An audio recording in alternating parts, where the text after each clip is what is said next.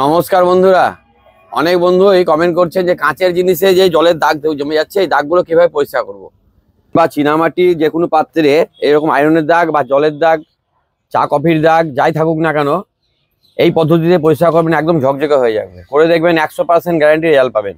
প্রথমে লিকুইডটা ভালো করে পাত্রটির গায়ে লাগাতে হবে। যে পাত্রটি পরিষ্কার করবেন তার গায়ে লিকুইডটা ভালো করে লাগিয়ে দেন। এই লিকুইডটার নাম হচ্ছে মিউরিয়েটিক অ্যাসিড। মুদির দোকানে বা হার্ডওয়্যারের দোকানে পাবেন।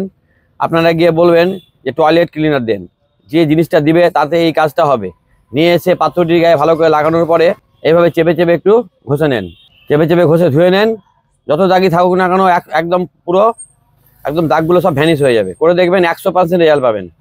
এই দেখুন, একদম ঝকঝকে হয়ে গেল। দেখুন, নতুন যেরকম ছিল সেরকম হয়ে গেল। এইভাবে আপনারা যে কোনো কাঁচের জিনিসের যত দাগই থাকুক, আয়রনের দাগ, জলের দাগ, এইভাবে পরিষ্কার করবেন, একদম ঝকঝকে হয়ে যাবে। সুস্থ থাকবেন। শেষ করলাম।